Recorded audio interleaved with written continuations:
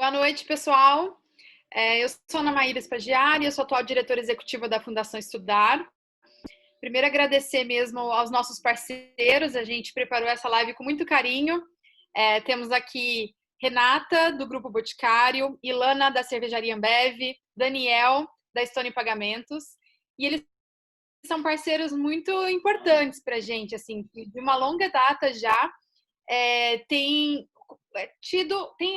usado, né, os nossos canais, os produtos da Fundação Estudar, tanto para posicionar a marca empregadora deles, quanto para recrutarem jovens talentos. Então, a Fundação Estudar, para quem não conhece, já há 29 anos. Só? Pessoal, opa, só um minutinho. A gente vai ter um grande desafio, porque todo mundo vai entrar com áudio. Sério, já? Ô, Andressa e Nath. Olha lá, 35. Tô botando aqui. 39 eu piquei. Regina. Vamos. Deixa eu ir tirando. E a gente começa. Nath, Andressa, vocês conseguem tirar o áudio antes das pessoas entrarem? Configurar isso já?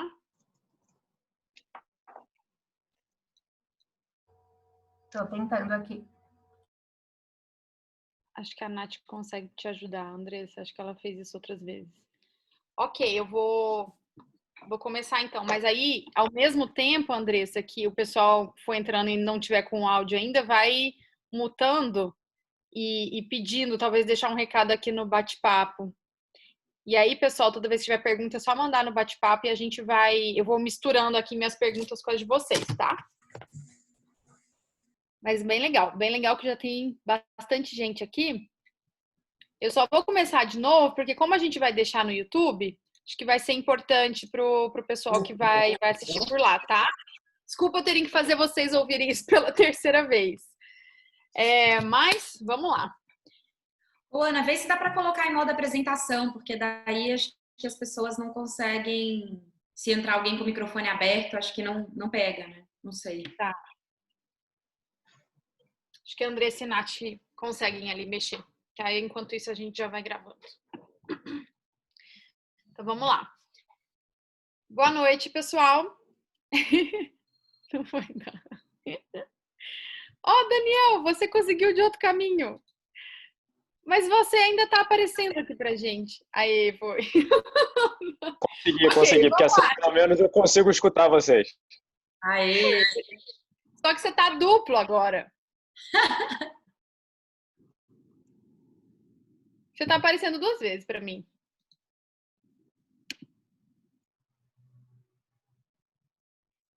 Daniel?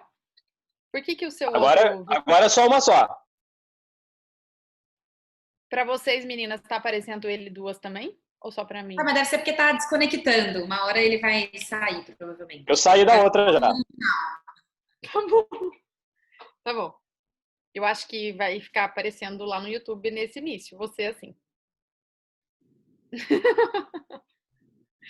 Ai, ok, vamos lá.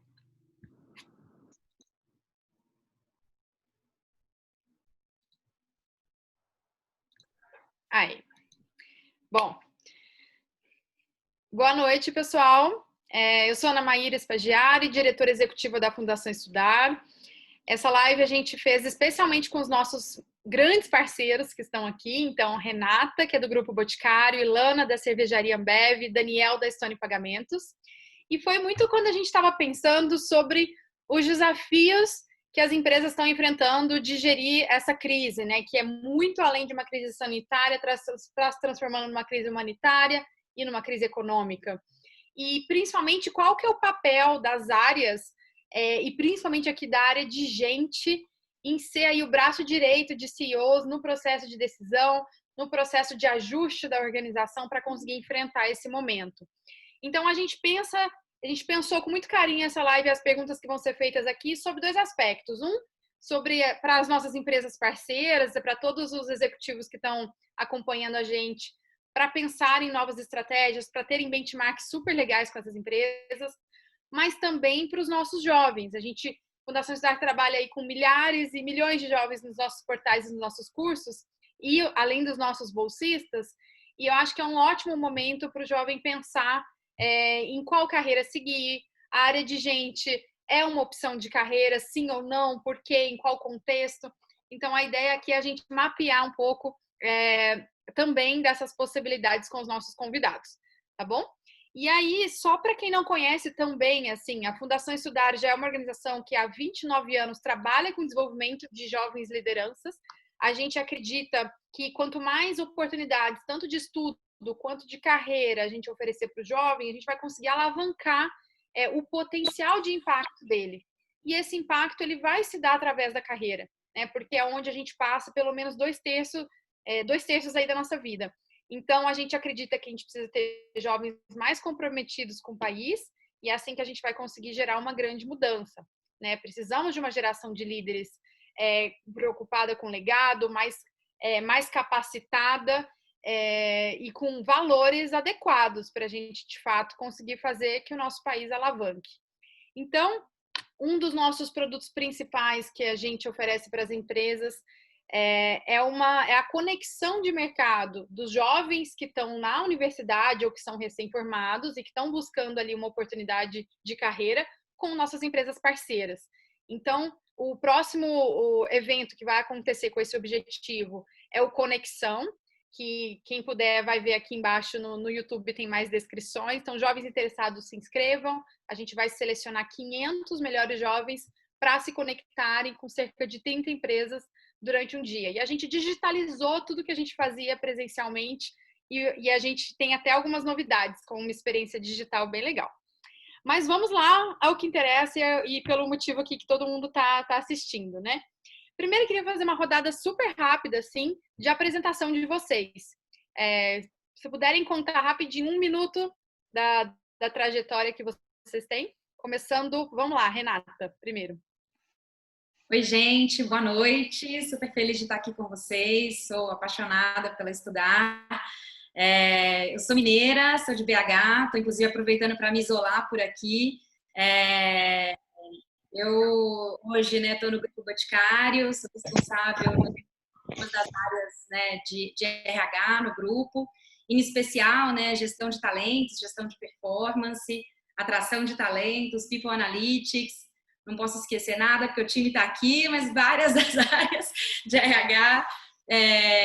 E a minha experiência foi uma experiência atípica, né? Não atípica, está cada vez mais comum, eu acho, né? De carreira. Eu comecei a minha trajetória na área comercial, fui trainee da C&A, né, lá no comecinho. Depois passei pela Ambev, então já conheço a Ila de outros momentos. E hoje estou no Grupo Boticário, né? No final do ano agora completo 3 anos de grupo. Apaixonada aqui por fazer beleza. Daniel, vamos seguir com você. Legal, tudo bem, pessoal? Boa noite também, é um super prazer estar aqui. Meu nome é Daniel Carrer, eu sou engenheiro de produção, me formei lá aqui na Federal do Rio de Janeiro.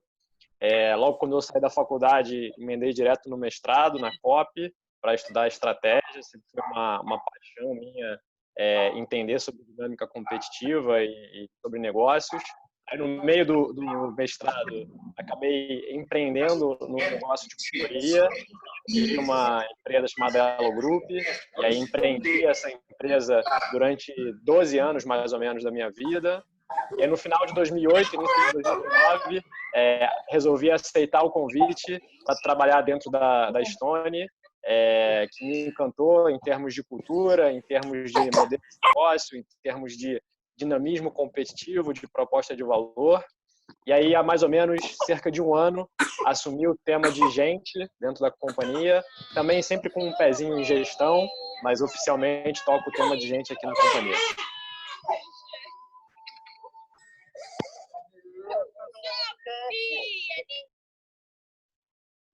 Tem algum bebezinho aqui com a gente? Tem, não é aqui. Vamos continuar, então. Ilana. Bom, gente, boa noite. Prazer estar aqui também. A Fundação, que é a nossa parceira há bastante tempo.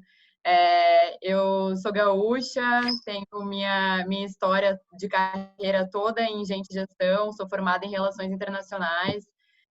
Entrei na companhia lá na Ambev em 2013, então tenho 7 anos de Ambev. Sou apaixonada por gente, por cerveja, então estou no lugar certo, com certeza, ainda mais agora na pandemia. E está sendo uma experiência inovadora. A gente está passando por inúmeros aprendizados aqui, a gente vai compartilhar bastante. E já fui do campo, já trabalhei em operações, já em Porto Alegre, Cuiabá, Brasília, já estive no corporativo antes. E hoje eu sou responsável pela área de People Design, então é a área que a gente olha atração de talentos, carreira, treinamento, reputação, diversidade e inclusão. Então é uma área que eu realmente tenho bastante paixão e estou super feliz de estar aqui compartilhando um pouco disso com o time que está aqui hoje.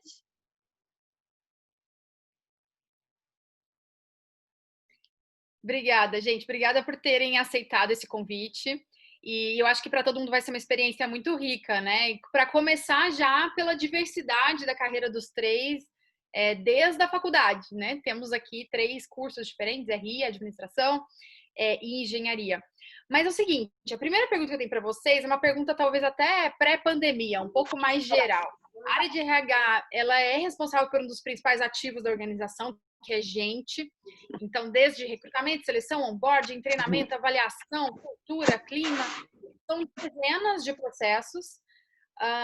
E é uma área que, em alguns lugares, ela acaba sendo vista como uma área de muitos processos, até quase um pouco burocrática. E a gente vê, por outro lado, que a gente tem ótimos exemplos de áreas de RHs que conseguiram dar um salto para serem áreas mais estratégicas. E aí, essa é a minha primeira pergunta, que eu começo fazendo para Ilana, e depois estendo aqui para Renata e para Daniel complementarem. Mas como fazer o RH sair de uma área simplesmente processual para uma área mais estratégica? Acho que é um excelente ponto, Ana. Assim, eu sempre me questionei sobre isso dentro da Ambev e desde o início, eu não entrei na Ambev no início dessa formação, já era muito forte a área de gente de gestão quando eu entrei, né? E para mim ficou claro isso pelo fator inicial dos 3 cofundadores lá atrás entenderem que gente era realmente o nosso ativo mais precioso, mais valioso e que a gente precisava transformar como business partner. Então, para mim, o papel do business partner nesse momento, ele é de olhar a estratégia como um todo, de você estar próximo das áreas do core da sua empresa, da sua organização, não está desatualizado do que realmente aquela empresa está vivendo, está passando, quais são os desafios da área core do seu lugar. E aí, a partir daí, você começar a ajudar a desenvolver as estratégias. Então, muitas vezes, você precisa colocar em planos de 1-year plan, de 5, 10-year plan, né? Junto das áreas de business, do core, o que você vai ajudar como braço a desenvolver. Então, é a parte de talentos, é a parte de carreira, é se manter presente e a gente se tornar indispensável. Hoje a gente está falando muito de consumer-centric, né? De ser indispensável para o consumidor.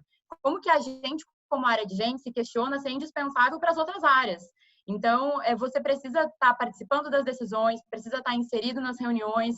Não adianta você achar que o negócio vai andar sozinho e que a área de gente vai ser um capítulo à parte. Pelo contrário, a gente tem que estar junto nas reuniões, participando das decisões que vão ser tomadas, estar à frente e não estar do lado ou olhando pelo retrovisor as coisas que acontecem.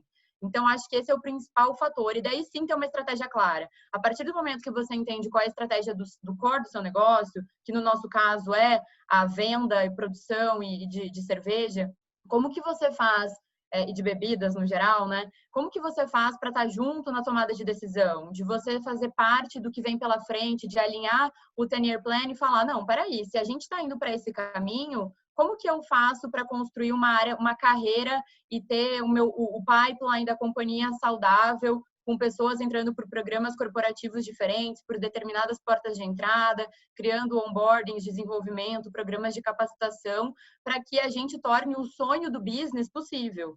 Então, eu acho que dessa forma você começa a gerar valor, mostra a sua importância para o negócio e faz parte das decisões do próprio business.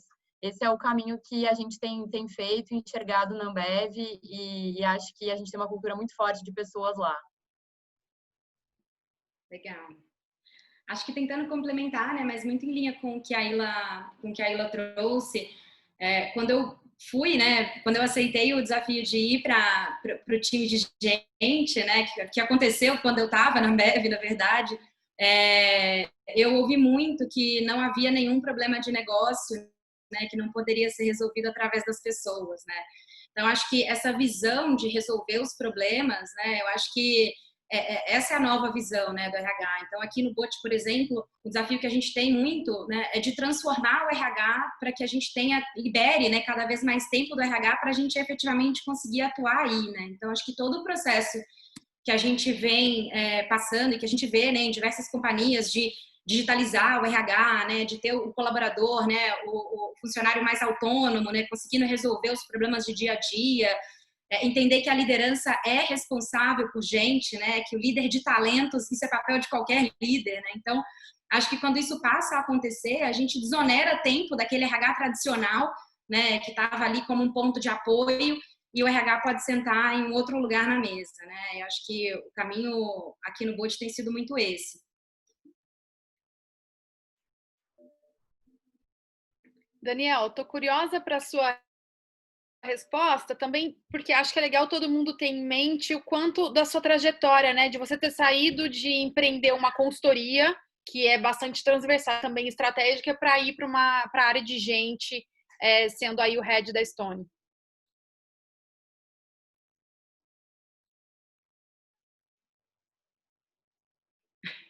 Obrigado. Olha, eu concordo muito com o que foi falado. Acho que é muito nessa linha. Eu tenho algumas crenças, assim. Eu acho que, para começar, é natural as pessoas, o time de RH, se apaixonar pelas soluções, né? Se a pessoa ela estudou e se desenvolveu no tema remuneração, ou no tema treinamento e desenvolvimento, ou no tema atração e seleção, e assim por diante, ela fica muito enviesada e com um desejo super compreensível de aprofundar e fazer o que é melhor naquele tema.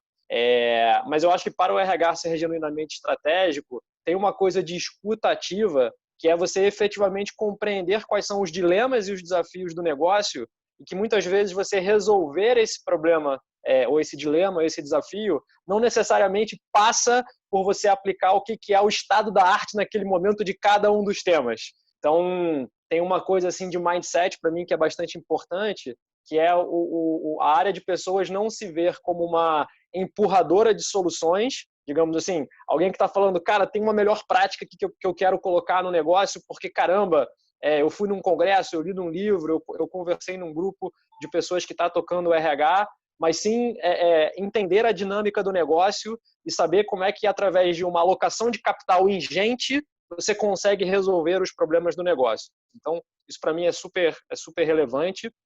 A segunda coisa, que eu acho que dialoga muito com o que a Renata falou, eu acho que você, através do RH ou através da área de pessoas, você consegue criar as fundações para que os perfis e os colaboradores não fiquem aprisionados em coisas transacionais, então você libera tempo para que as pessoas possam ter um papel estratégico, não só dentro do teu time, mas dentro dos outros times da organização. Então eu enxergo muito fortemente uma conexão da área de pessoas como um destravador da produtividade geral da organização, à medida que ele habilita essa passagem para atividades de maior valor agregado e, eventualmente, contribui para automatizar, para ter esteiras de autosserviço, para digitalização de coisas mais transacionais.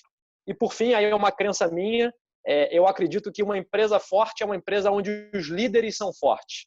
E, às vezes, eu acho que existe uma tentação das áreas de pessoas de tentar, de alguma maneira ou de outra, suprir um pouco do papel do líder. Então, exemplo, olha, para mim um líder forte é um líder que escolhe o time, e ele não pode empurrar essa responsabilidade para a área de gente, né? Então, se o time dele não é bom o suficiente na visão dele, caramba, isso é um dever dele.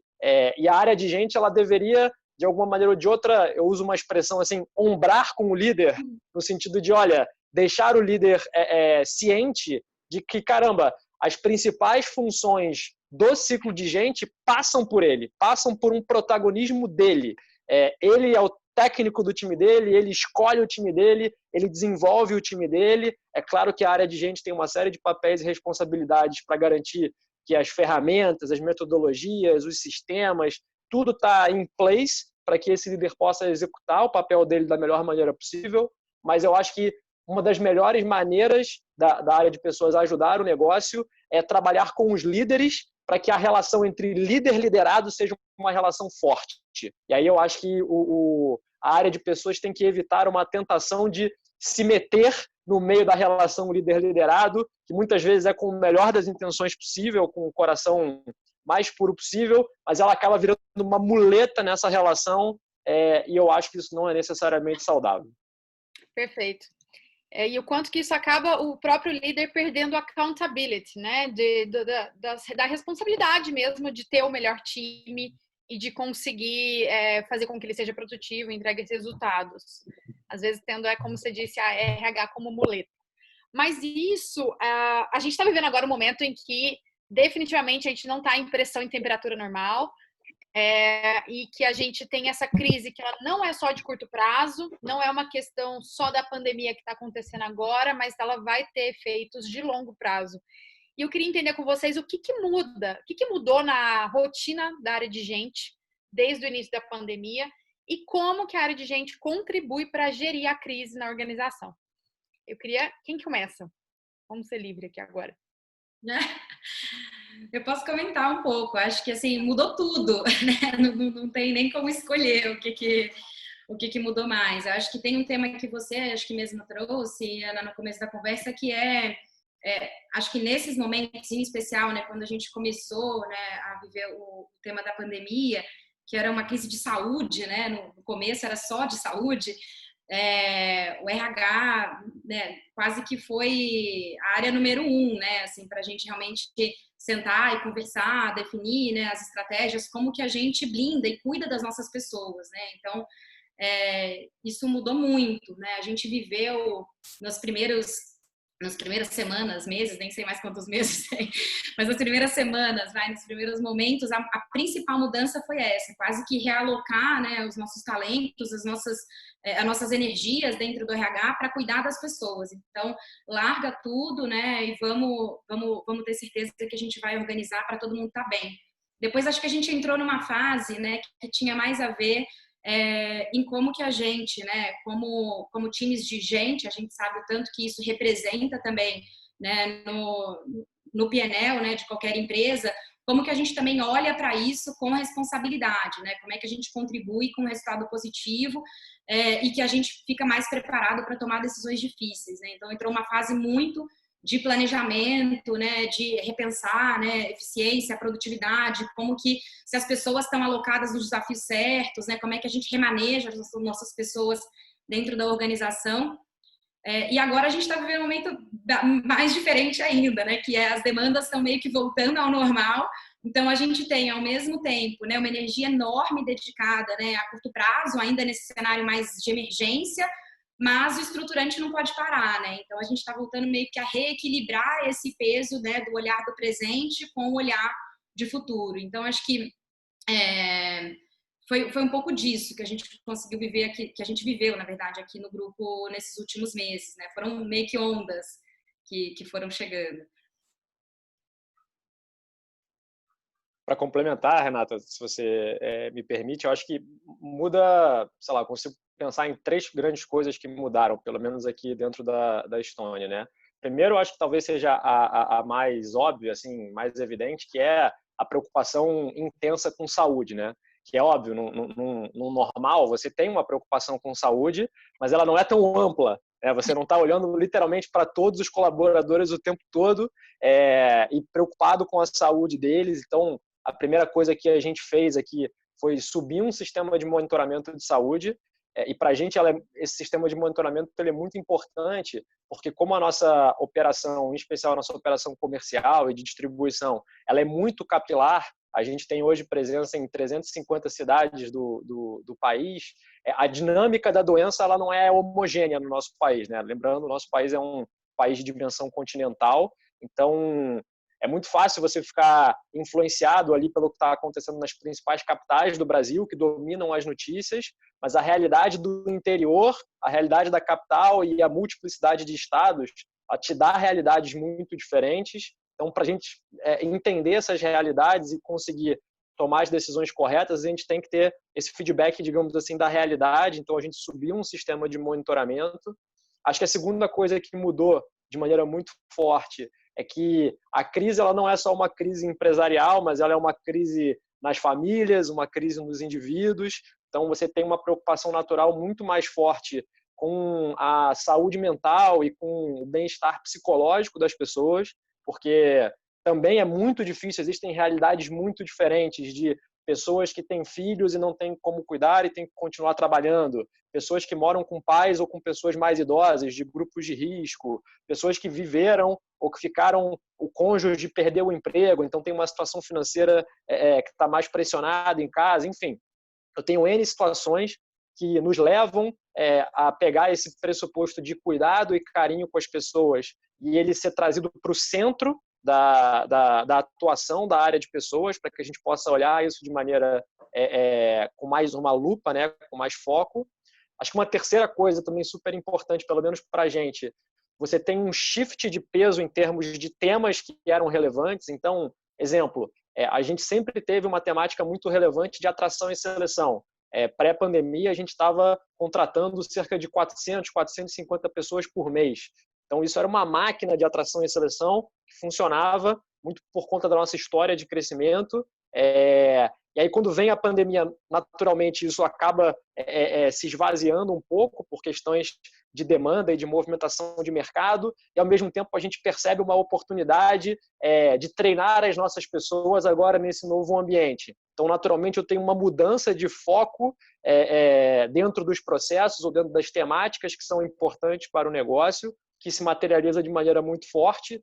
E aí a quarta, antes de eu abrir aí para a Ilana complementar também, se for o caso, se ela quiser, eu acho que é uma questão desse protagonismo da retomada, né? Porque que eu acho que a Renata também colocou que é bastante importante, que agora é uma situação interessante e difícil, porque cada vez mais vai ficar menos claro se a gente realmente tem que ficar em home office ou não, e as empresas terão decisões difíceis a tomar, que caramba, o quanto que a gente vai abrindo, o quanto que isso tem a ver, tem um benefício para o negócio de acréscimo de produtividade, das pessoas se sentirem melhor até de saírem e espairecer, mas ao mesmo tempo tem um risco associado das pessoas estarem na rua, delas estarem expostas à doença. Então, como é que a gente navega essa difícil escolha entre preservar as nossas pessoas do ponto de vista físico, imunológico, etc., mas também preservá-las do ponto de vista emocional, porque elas querem ir para a rua, muitas delas, e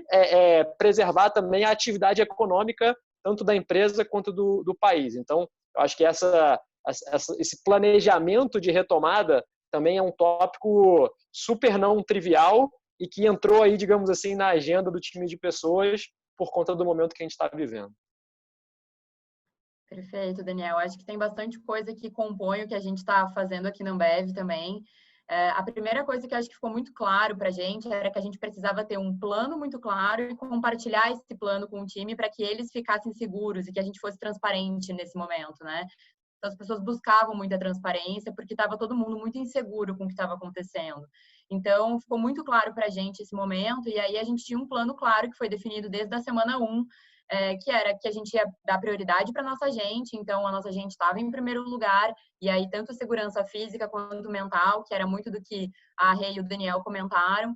Num segundo momento, a gente sabia que tinha que proteger o emprego, a base salarial das pessoas, então proteger a nossa gente nesse sentido também vinha logo depois. E em terceiro, porque isso ia nos suportar para ter uma retomada muito mais rápida, mais fácil, para a gente conseguir se adaptar. Então, isso foi o primeiro passo, a gente ter um plano com esses 3 tópicos muito claros, bem divulgados, e a partir de então a gente foi vendo que a gente foi passando mais segurança para o time. E aí a gente também começou a monitorar. A gente começou a monitorar através de bots, né, que a gente implantou, como que estava a saúde mental do nosso time. Então, é um bot que vai fazendo perguntas para o time semanalmente, e aí a gente conseguiu medir a intensidade de como estava a pandemia para cada um, e a gente podendo dar suporte. Então, a gente tem alguns parceiros, alguns programas aqui de segurança psicológica mesmo, de apoio, de saúde mental, além da gente se preocupar com a questão de como cada um estava vivendo isso no seu dia a dia. Então, o Daniel deu alguns exemplos aqui, porque cada lar, cada pessoa que estava fazendo home office tem uma estrutura, então tinha gente que estava sentindo falta de yoga, então a gente está viabilizando aulas de yoga online, tinha gente que estava tendo dificuldade e precisava ter suporte psicológico, então a gente tem um programa de psicólogos online, de suporte jurídico, enfim, uma série de coisas que cada um estava precisando e a gente conseguiu colocar isso dentro do nosso plano.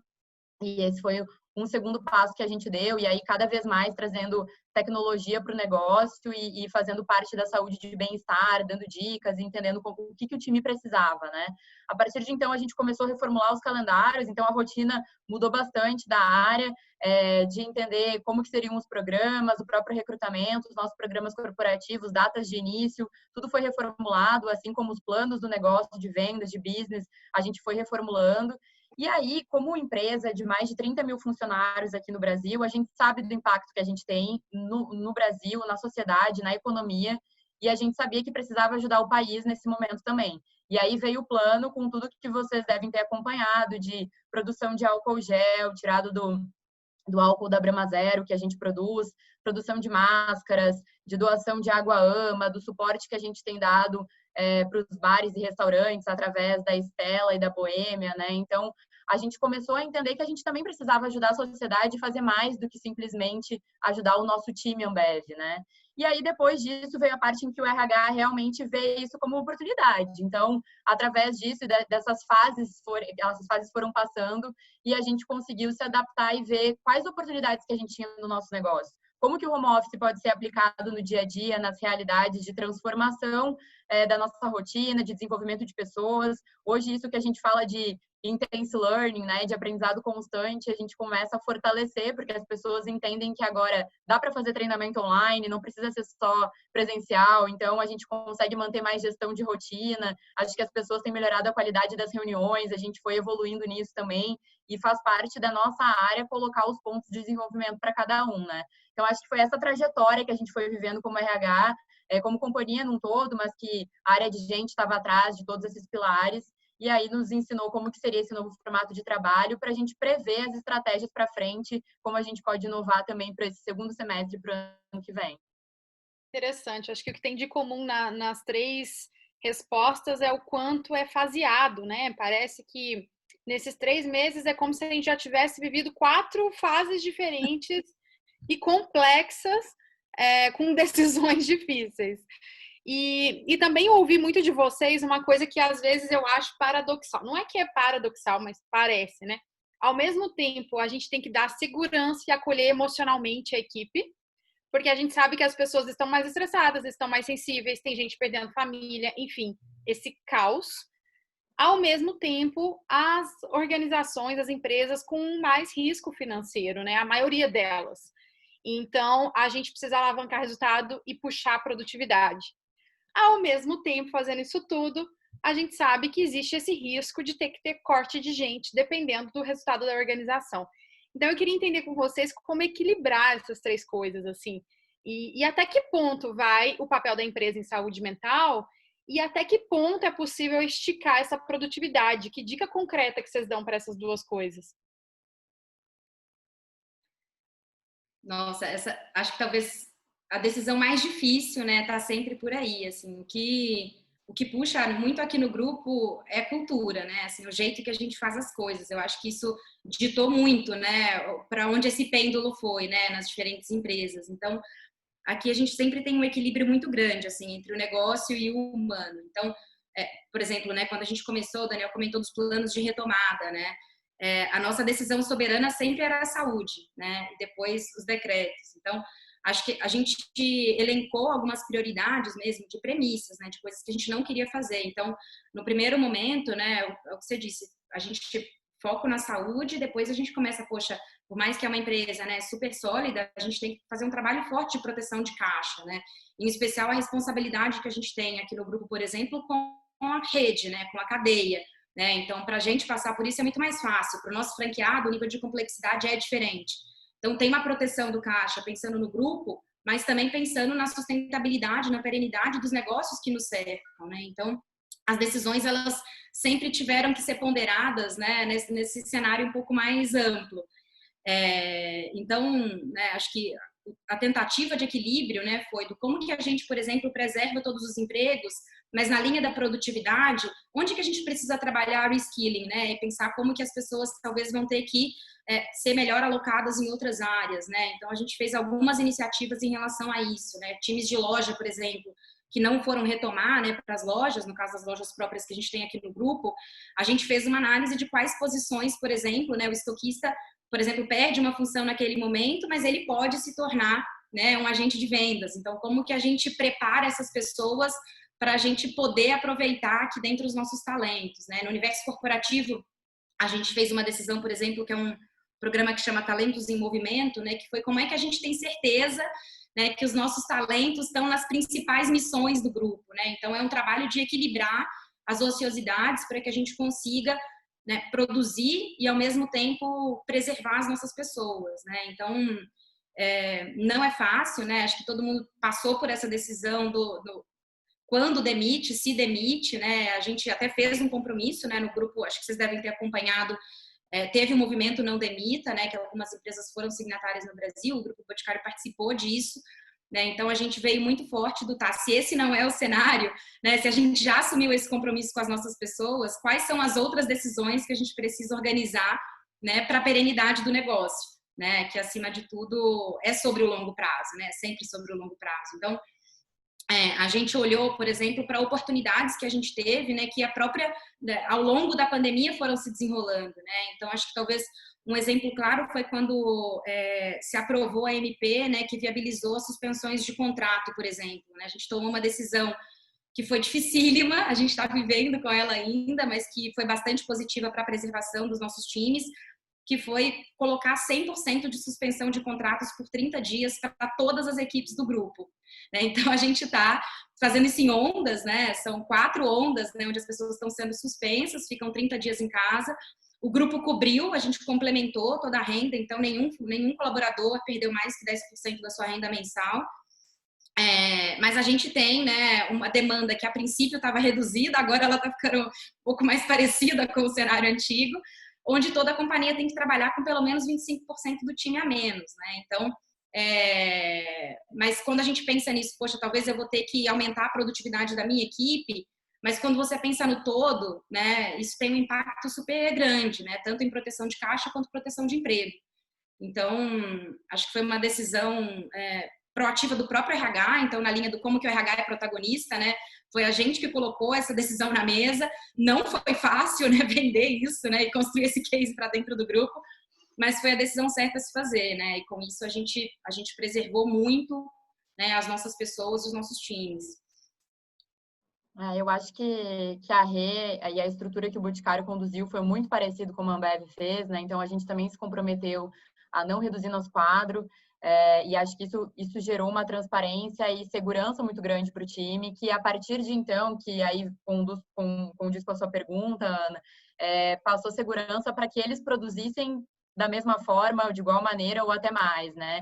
Então, a gente começou a entender que tinham cenários de adaptação. Então, nosso time de vendas, por exemplo, saiu completamente das ruas, muito antes até do Ministério decretar o que estava acontecendo no país, e a gente preservou nosso time sempre em primeiro lugar em relação à saúde, mas a gente foi encontrando oportunidades, a gente percebeu que a gente conseguia vender à distância, ajudar os bares de outra forma, que, por exemplo, as nossas grandes redes, supermercados, eles continuavam comprando e o volume podia crescer lá.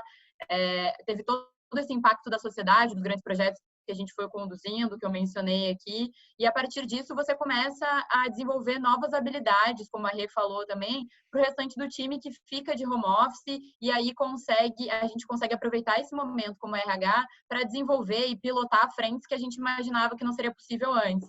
Então, a gente conseguiu desenvolver inúmeras formas de treinamento, de coisas que a gente achava super importantes de habilidades para o nosso time de vendas, por exemplo, que a gente não tinha tempo antes para desenvolver de maneira como a gente está fazendo agora.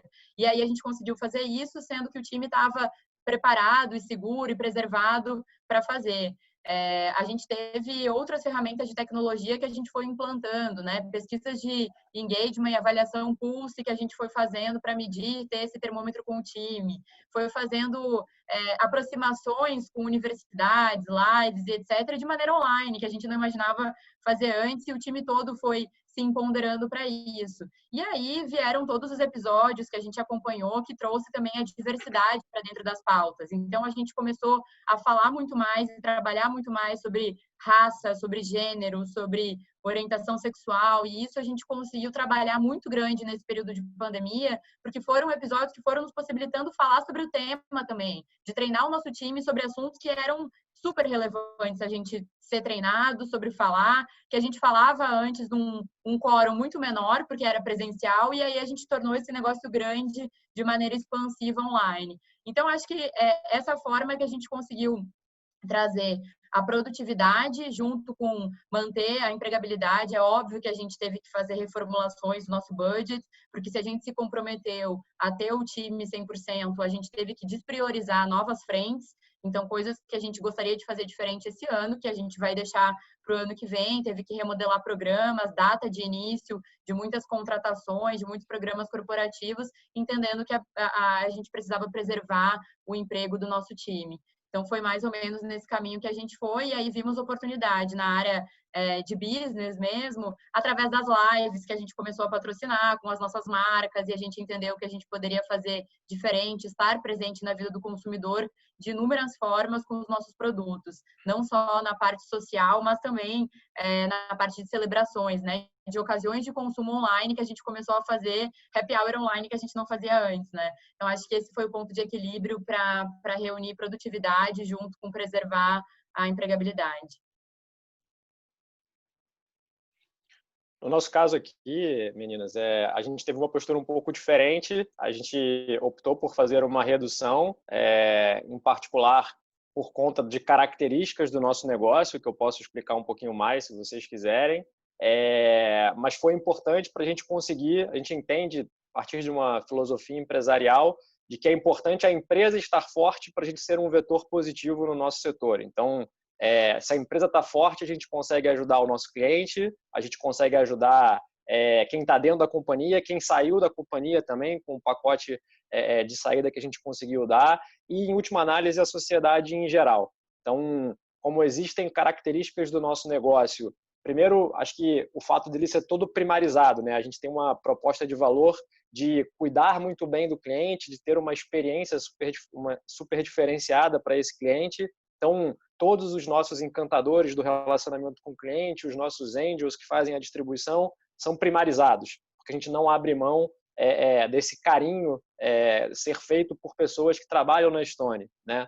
E como a gente tem uma história de autocrescimento, a gente se acostumou ao longo do tempo a contratar custos e a fazer investimentos antes da demanda se materializar. Por quê? Porque você precisa colocar as pessoas para dentro, treiná-las, elas precisam se acostumar aos desafios para que elas consigam desempenhar.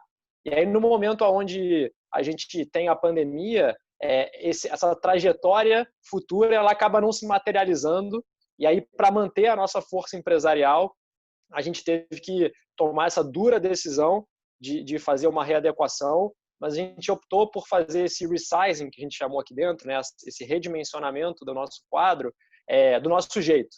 E aí, o que eu estou dizendo do nosso jeito? Focado na meritocracia, na excelência e no cuidado com os indivíduos. Então, na excelência, porque a gente fez um exercício super técnico, a gente pegou efetivamente cada macroprocesso e viu quais eram os direcionadores de demanda para aquele macroprocesso e entendeu qual era a capacidade instalada que a gente ia precisar a partir dali.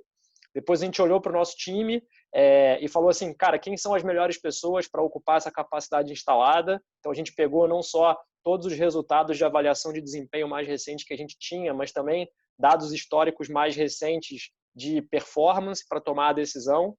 E aí, uma vez que a gente decidiu a parte do quadro que a gente ia ter que prescindir nesse momento, a gente foi super cuidadoso, oferecendo 4 tipos de apoio para esse quadro. Tá? Então, a gente teve o apoio saúde, onde a gente estendeu o seguro de saúde por mais 4 meses para as pessoas que estavam saindo. A gente teve o apoio à alimentação, onde a gente depositou o vale alimentação, o vale refeição, progressivamente, de acordo com o tempo das pessoas dentro da companhia, o histórico que elas dedicaram aqui para a nossa construção empresarial.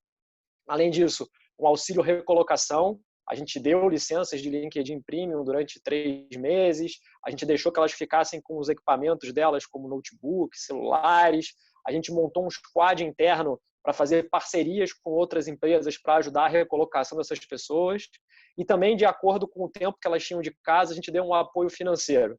Então, a gente tomou essa decisão, que foi uma decisão duríssima para toda a liderança da companhia, mas a gente entendeu que ela era necessária para que a gente mantivesse a nossa força empresarial e continuasse agindo de forma positiva para todas as pessoas que nos cercam, sejam nossos clientes, nossos colaboradores ou até a sociedade como um todo.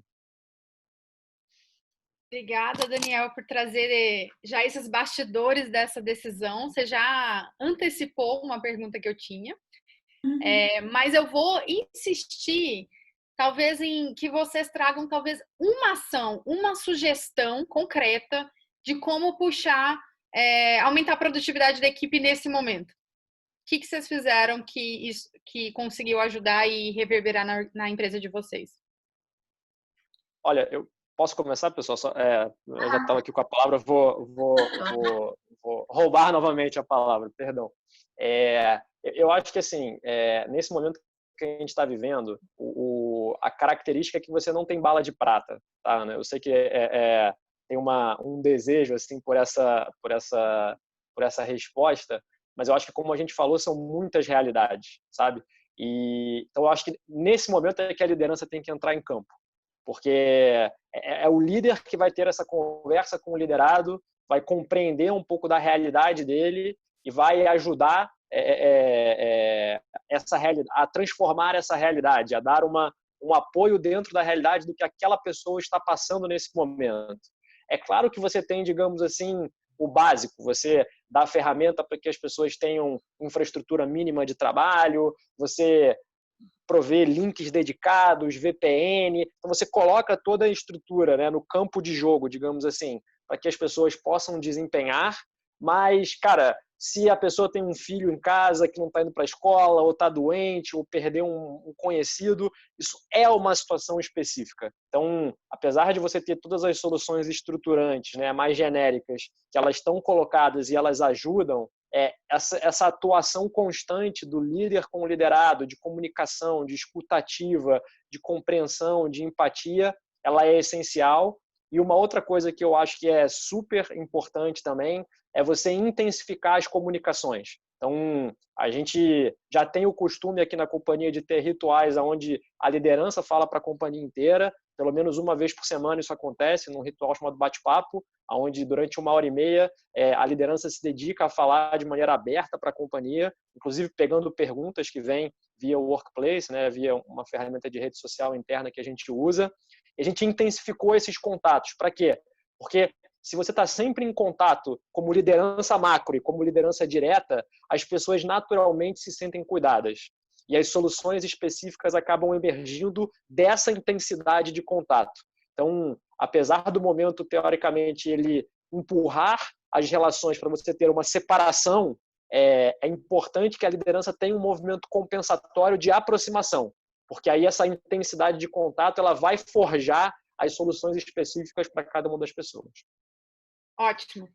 E mais uma vez, a área de gente puxando a accountability da liderança, né? Não espera que a área de RH vai resolver a produtividade de todo mundo.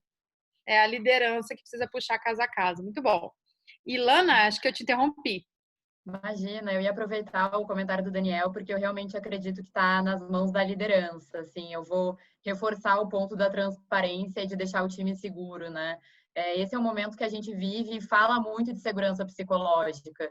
Então, a gente precisa manter o time seguro e a forma que a gente tem é através da comunicação. Então, você ter momentos da sua rotina de touch points, da liderança com o seu time direto, sendo super transparente do momento, do que está acontecendo, de quais são as decisões da alta liderança, fazendo a ponte chegar até a base, né? Então, isso é super importante e não só nesse momento que a gente vive de números uns por dia, de reuniões, de não só fazer momentos para reuniões, mas sim de descontração. Então, acho que aumentou esse período de happy hour virtual, de você marcar um café da manhã com seu time online, para você entender como estão as coisas. Cada um vai ter uma realidade e aí se as pessoas estão tranquilas para viver a sua realidade com autenticidade, da maneira que elas podem, e aí travar um pouco as rotinas, que aí eu acho super importante, a gente aumenta a produtividade quando a gente dá liberdade para o time trabalhar em determinados horários mais flexíveis, né? E você não ficar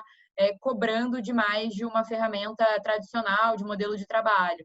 Então, através disso, de você tendo uma comunicação clara, constante, com os líderes, e agora a gente capacitando os líderes também. Então, acho que nesse momento a área de RH é fundamental nesse diálogo sobre segurança psicológica, sobre saúde mental. A gente tem reforçado muito esses discursos na Ambev e incentivado a liderança a fazer esses momentos.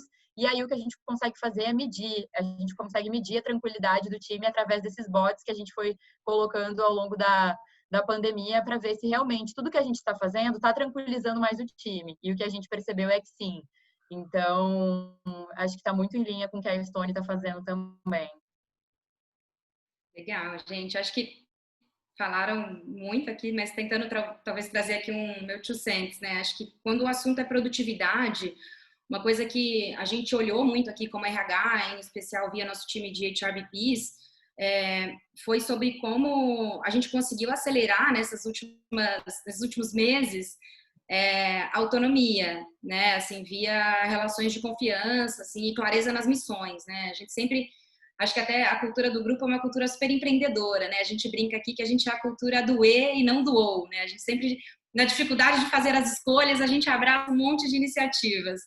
E isso sempre marcou o grupo, né? A gente gosta de ser assim, é o nosso jeito. Mas quando tudo isso aconteceu, né, acho que teve uma necessidade muito forte, assim, da gente estabelecer as missões com maior clareza. Então, foi, né, um pouco na linha do que os dois comentaram, né, de transparência. Então, ó, isso que está acontecendo, esse é o problema que tem que ser resolvido, todo mundo corre para cá. Então, as missões ficaram claras.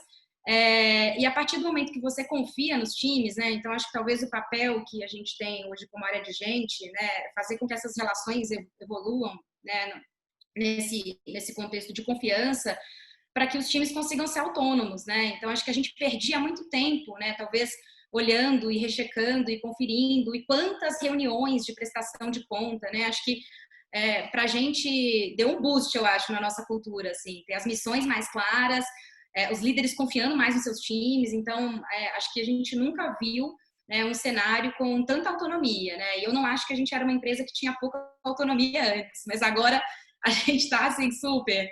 Então, eu acho que isso destravou produtividade para a gente. Assim, não tem bala de prata, acho que o Daniel falou, falou tudo, não tem uma ação só que resolveu tudo de produtividade, mas a autonomia com certeza ajudou bastante. Muito legal essa perspectiva, Renata. Tem um livro do Stephen Covey, que é A Velocidade da Confiança, que fala justamente disso, quanto que a autonomia é uma consequência da confiança e que uma consequência da autonomia é a produtividade. E que o quanto que empresas conseguem ser muito mais ágeis, obviamente, se elas forem menos burocráticas, isso vai gerar produtividade, só que isso só se constrói com base em confiança. Mas eu gostaria que, Lana e Renata, se vocês pudessem contar uma decisão difícil que vocês tomaram, assim, porque acho que tem momentos que, acho que talvez o mais difícil da liderança é quando a gente tem que tomar decisões não óbvias e que vai desagradar. E é aquele trade-off em que não importa o lado que você for, tem algo ruim que você está comprando com aquilo. Vocês têm algum exemplo para trazerem nessa pandemia? Quer comentar aqui? Oi? Eu estou elencando as decisões difíceis aqui para ver qual que foi a campeã. Eu acho que foram muitos momentos aqui na pandemia que a gente está passando por priorizações, né? Então, acho que são tomadas de decisões de priorizar. E nesse contexto, você acaba deixando projetos que você tem muito carinho de lado, né? E coisas que você acha que vão ser relevantes para o negócio também. Porque você imagina, você vai lá, constrói um plano todo do próximo ano, e aí você chega nesse momento de executar o plano e você fala, não é possível, vou ter que repriorizar tudo, e isso faria um super sentido para a gente. Então, acho que algumas decisões foram em torno das coisas que a gente ia ter que deixar de lado nesse ano. Então, por exemplo, alguns programas e calendários que a gente tinha um carinho bem grande para fazer acontecer, de trazer mais tecnologia para o nosso negócio, porque acho que a área de gente ela tem que estar sempre buscando se inovar.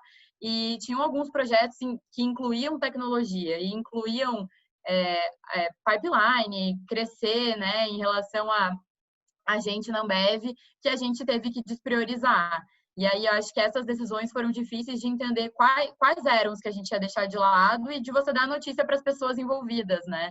Então, nesse momento, foi aquilo que eu falei. A gente priorizou o nosso time, a gente priorizou manter os empregos, mas para isso a gente ia ter que despriorizar inúmeras frentes. E aí, acho que foi esse momento, assim, que foi difícil de falar, olha, lembra daquele projeto, aquele carinho que a gente tinha que ia acontecer, e estava todo mundo super empolgado, e a gente ia colocar para rodar, então, não vai acontecer mais esse ano, a gente vai ter que segurar. Acho que gera frustração tanto para o time que está em volta do projeto, quanto para as pessoas que foram notificadas e tinham expectativa disso, né? De participar de um projeto de desenvolvimento, seja ele de carreira, seja de contratação, seja de diversidade, e acho que essa foi uma tomada de decisão difícil.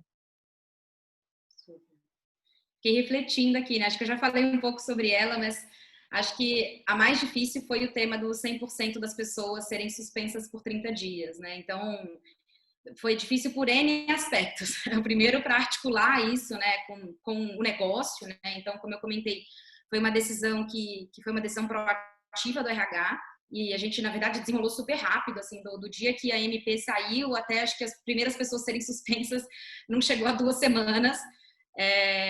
Então, teve um tema de velocidade que foi super importante até para a gente conseguir executar, né? A gente está falando também, é uma empresa com alguns milhares de pessoas, então colocar isso de pé foi bastante complexo, e um cenário onde tem todo um trâmite, né, de organização mesmo das equipes, né? Então, como que a gente realoca as pessoas, né, para que todos os times, né, tiveram que se organizar para suspender 100%, né, das suas equipes, né? Então, na minha própria equipe, por exemplo, né, é super complicado você pensar, a gente normalmente já não trabalha com quadros super extensos, né?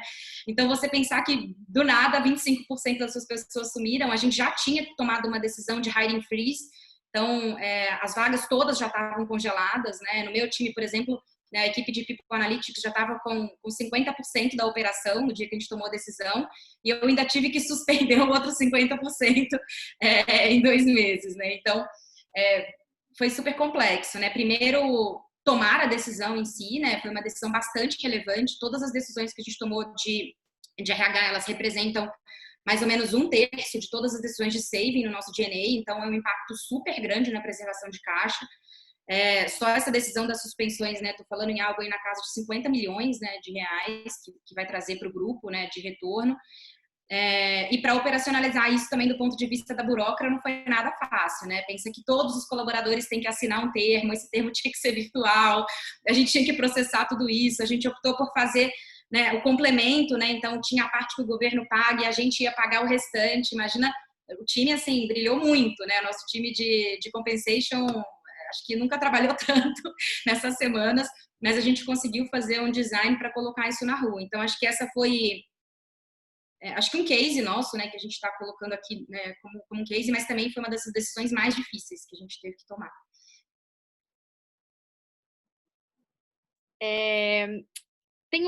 A gente tem feito várias lives, né? E uma delas, a gente teve um papo de gestão de crises com um líder estudar, que é o CEO da Líder, o André Peixoto. E uma das coisas que ele contou pra gente foi o quanto, quando você passa por uma crise como essa e a gente tem que enxugar orçamentos e tudo, a gente descobre que a nossa empresa pode ser muito mais enxuta e muito mais magra do que a gente imaginava antes. E que é possível, é viável e é saudável. E aí eu queria entender com vocês, assim, da área de gente, como que vocês enxugaram? Porque tem tantos processos tão vitais para a organização, e a parte de recrutamento e seleção é até um pouco óbvia, né? A maior parte diminuiu contratações ou congelaram, mas dos outros processos, o que vocês fizeram para enxugar? E aí, no contraste, né? Quais são os processos que são tão vitais e essenciais que vocês precisavam manter da mesma forma?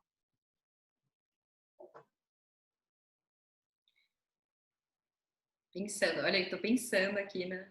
Vocês querem começar aí, time? Olha, eu posso começar rapidamente. Eu acho assim, olhando para a área de gente especificamente, eu acho que a gente viu nessa situação que a gente está, como eu comentei, né, uma oportunidade muito grande de treinamento e desenvolvimento, em especial porque agora que as pessoas estão em casa, a gente sabe que estar em casa não é sinônimo de estar desocupado, muito pelo contrário, mas, por outro lado, a gente viu, né, nessa janela de oportunidade, uma oportunidade de você sanar passivos de treinamento. Então, públicos que, cara, não tinham tanto tempo porque estavam se deslocando, etc. Agora eles têm uma janela de oportunidade de você treinar esse público, então de você dar um salto de qualidade em termos de sanar aí gaps de skills que são críticos e etc. Então, isso é uma área onde a gente está colocando muito investimento, muita pressão para conseguir se aproveitar dessa janela de oportunidade que surgiu.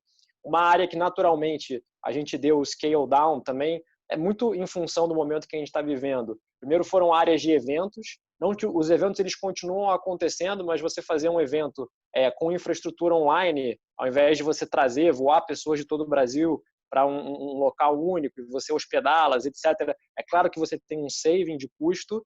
Então, eu acho que tem aí um legado da própria pandemia de você saber usar um mix de tecnologia para que você não precise ter esses custos de fazer as coisas 100% presenciais o tempo todo. Então, eu acho que isso acelerou essa tendência aí de digitalização e que a gente vai poder conviver de forma híbrida, uma vez que a gente sair dessa situação de forma mais saudável.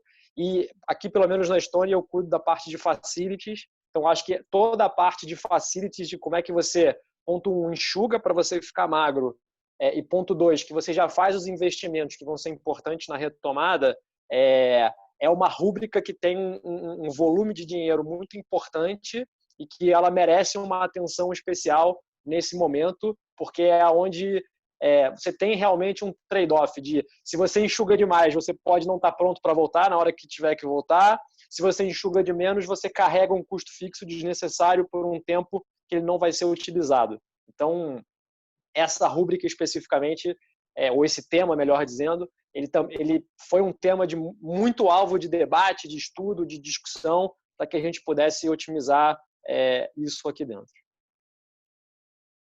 Acho que na Ambev não foi diferente em relação, já falei isso aqui nos, acho que 2 comentários, mas a parte de desenvolvimento de treinamentos a gente evoluiu muito, porque realmente existia um conceito mais obsoleto para a gente de que treinamento era aquela coisa presencial, sentada numa cadeira, sendo treinado, e isso acho que mudou o negócio não só da gente treinar em lives e etc., mas da busca pelo conhecimento, da gente incentivar o nosso time a buscar conhecimento, dado que não tem mais aquele período de deslocamento que a pessoa perdia o tempo, enfim, ainda mais em regiões metropolitanas, né? E a gente conseguiu investir bastante em curadoria de conteúdo para isso, para que as pessoas conseguissem se desenvolver nesse sentido e realmente passar as informações necessárias que a gente precisava. E aí, com isso, entra o ponto da diversidade, de você conseguir alavancar a frente de diversidade, colocando pautas que você não conseguia ter em quóruns maiores antes e que você começa a ter. Então, muita gente participando dos nossos quóruns de diversidade e a gente conseguindo colocar os pontos que eram muito relevantes e pertinentes para o momento que a gente está vivendo. Então, acho que isso ganhou uma relevância muito grande, ao mesmo tempo que a gente enxugou em processos que já estavam desatualizados, por exemplo, com a parte de gamification, que a gente conseguiu trazer tecnologia para muitos dos processos que antes eram presenciais e que gastavam muito tempo, muitas pessoas envolvidas e que a gente começou a trazer mais realidades diferentes para o negócio, que hoje tem muitas soluções, né? Tem inúmeros aplicativos, soluções para os produtos da área de gente. Então, você, por exemplo, fazer um processo seletivo, um onboarding online, com uma parte gamificada, trazendo vídeos, e aí elevando a experiência do candidato, você enxuga o processo e grana ao mesmo tempo que você eleva a experiência, né? Então, acho que esse trade foi super importante para a gente também. Legal. Bom, acho que além de quase tudo isso que os dois comentaram, uma coisa que talvez seja um traço cultural também, né? No Bote, a gente sempre gostou, né, de contar muito com terceiros para nos ajudar, né? Então, a gente sempre contratou muita consultoria, a gente adora estar perto, né, de gente do mercado para testar as coisas, né? A gente, acho que a gente tinha momentos que eu até refletia, nossa, a gente tem tanto terceiro que eu acho que eu passo mais tempo do meu dia gerindo terceiro do que trabalhando. Então, acho que a gente fez isso, né? Acho que foi uma coisa que mudou muito aqui no RH, né? Assim, teve um call de budget zero, né? Então, na linha do que você falou de ser mais eficiente, eu acho que a gente está usando melhor o nosso talento de gente, né? Então, assim, hoje, o meu time, por exemplo, né, que conduz todo o processo de ciclo de gente, é sozinho, né? A gente que vai pensar o que muda no ciclo, se vai ser colegiado, se a gente vai mudar, se a gente tem que reparametrizar o sistema, é a gente que está fazendo.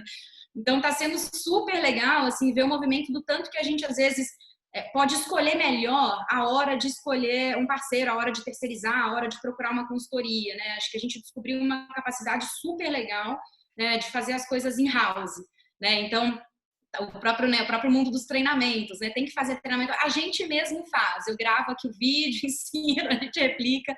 Então, isso funcionou super bem. Acho que está sendo um learning que, com certeza, a gente vai carregar para depois. Legal, então só sumarizando para entender se tem alguma coisa a mais, mas nessa linha de enxugar processos e iniciativas, consequentemente a gente está enxugando muito orçamento, e aí vocês trouxeram principalmente facilities, onboardings, eventos que eram presenciais e contratações e terceirizações, certo? Tem alguma coisa a mais de gestão orçamentária da área de gente que vocês acham que dá para cortar mais ou eventualmente, na verdade, manter? Que tipo de investimento a gente deveria manter ou aumentar por causa da pandemia? Eu acho que manter e aumentar vai estar sempre envolvido com tecnologia e desenvolvimento do nosso time, né? Então, acho que isso, com certeza, não é investimento jogado fora. E, ao mesmo tempo, lembrando aqui também das coisas que a gente fez muita coisa nesse período. A Ambev ela tem uma cultura muito forte de ciclo de gente, né? De avaliação de 100% do time. E a gente fazia isso de modo presencial, imagina que você avalia 100% dos 30 mil funcionários que a gente tem. E quando a gente faz isso de modo presencial, você investe um tempo absurdo de reuniões de gente, que a gente chama aqui desse modelo, para isso. Porque você tem o deslocamento de reunir todo mundo de uma mesma região, no mesmo ambiente, etc. E hoje em dia a gente transformou todo esse ciclo. A gente colocou esse ciclo de uma maneira muito mais tecnológica, online, com sistema de votação, super em primeira mão, assim, uma série de coisas que a gente está aprendendo e treinando o time para fazer. E para isso também, dando treinamentos que a gente chama um treinamento de viés inconsciente, que a gente fornece todos os anos, pré-reuniões. Esse ano a gente está fazendo um treinamento muito mais focado em segurança psicológica de como você avalia o time à distância, porque a gente está aprendendo com isso. Então, eu acho que também vem nesse sentido de enxugar a questão das reuniões presenciais, que nesse caso do nosso modelo levavam inúmeros dias, inúmeras semanas para fazer no Brasil e no mundo inteiro, e que a gente tem tecnologia para isso, e de otimizar esse processo com tecnologia, desenvolvimento. Acho que investimento na nossa gente e em tecnologia, com certeza, vão ser investimentos que a gente vai manter e reforçar.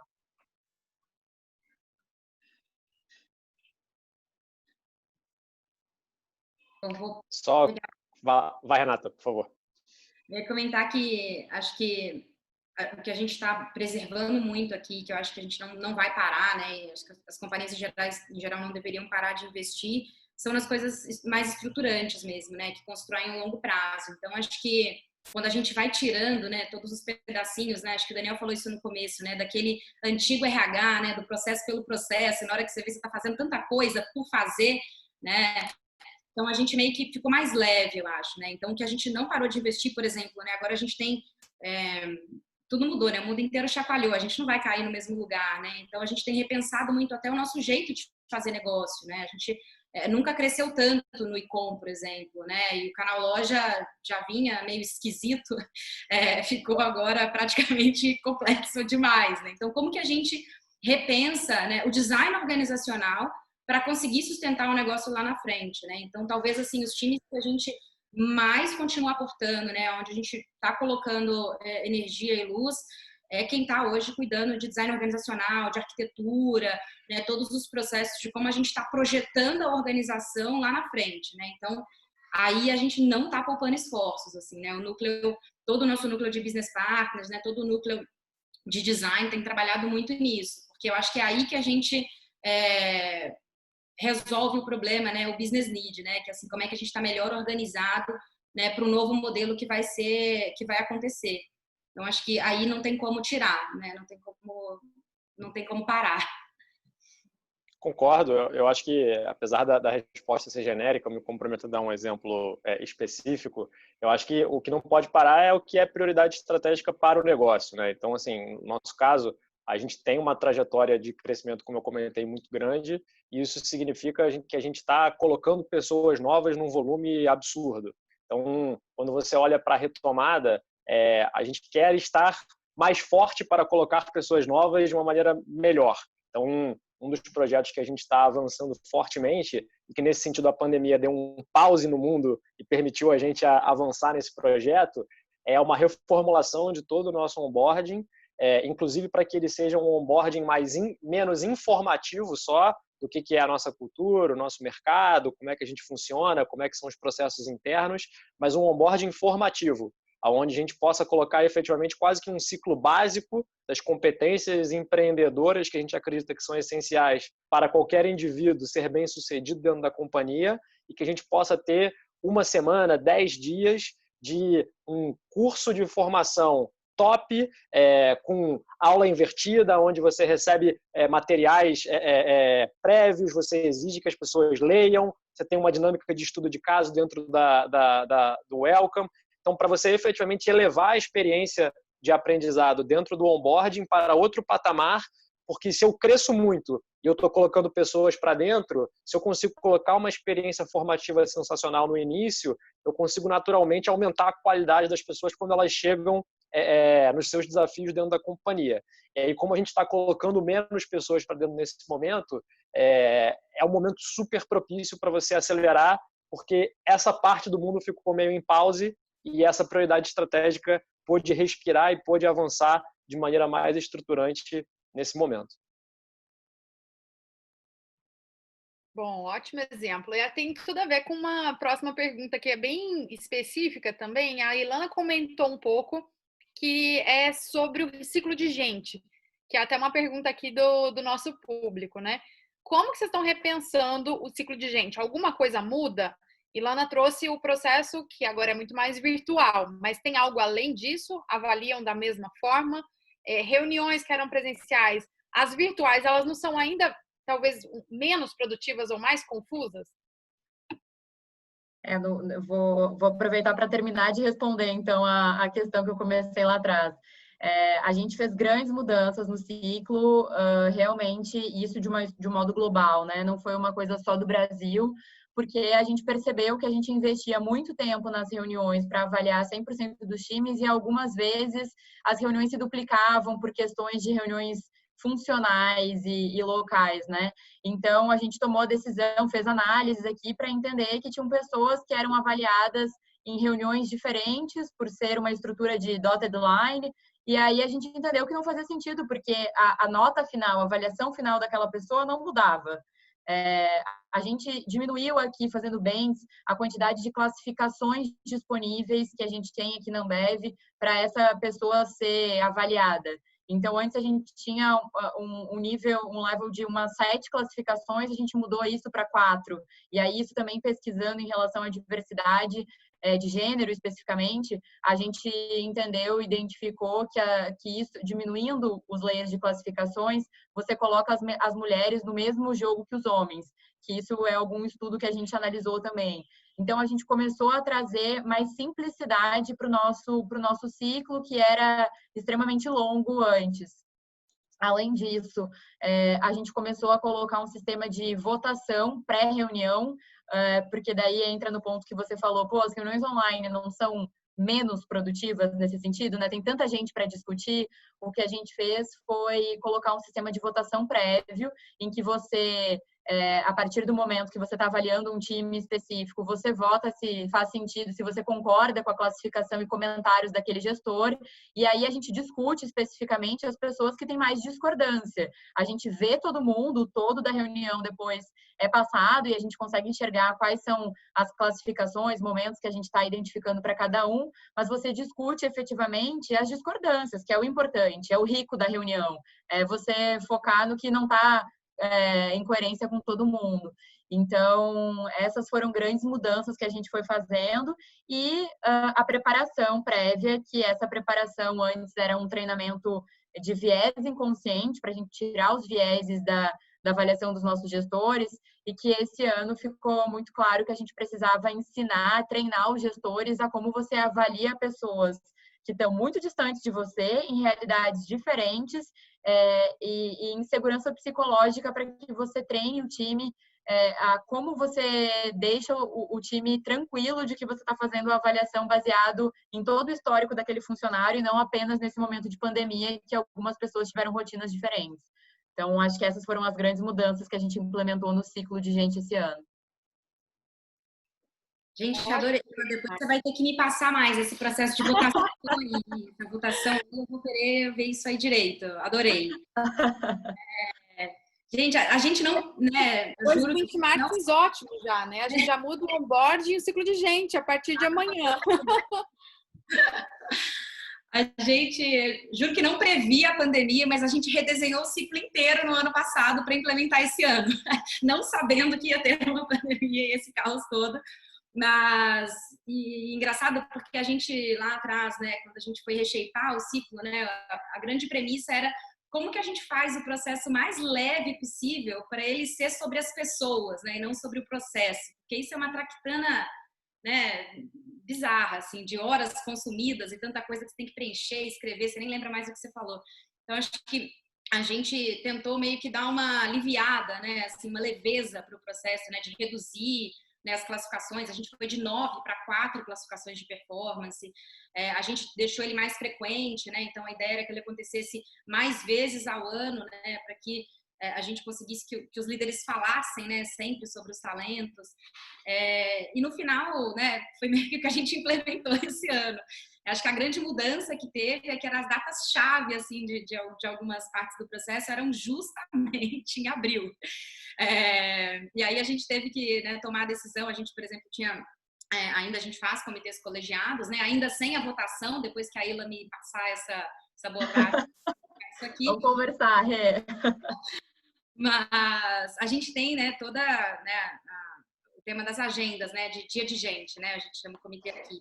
E os dias de gente não podiam acontecer, né, a gente estava no pico da pandemia, né, então a gente tomou a decisão de fazer um fechamento, cada líder ficou aí na linha da autonomia, né, que gera produtividade, a gente delegou essa decisão 100% para o líder, né, então o que era referente a passado, né, para o colaborador, o líder partiu agora a ser, né, o decisor único, né, em relação à performance dos times. Gente, deu super certo, a gente até desmistificou o tema, né, que o comitê sobre performance agregava valor, assim, ele foi muito parecido, né, com o que a gente tinha esperado de curva, então funcionou, e a gente decidiu que a gente faria os comitês esse ano, né, no Q4, e com o foco em futuro somente, né, então a gente vai falar só sobre potencial no final do ano, né, porque a grande decisão que a gente quer tomar junto, em sala, né, discutindo agora em 2020, qual né, qual a melhor forma de alocar as nossas pessoas para 2021. Né? Então, a gente só vai sentar junto para conversar esse ano, né, para tomar as decisões em relação a quem precisa ser movimentado, a quem precisa ser promovido, né, e quais os talentos que a gente precisa colocar um pouco mais de luz. Então, quase que foi uma mudança de prioridade mesmo, né? Mas em um ciclo que já vem que estava redesenhado. Legal.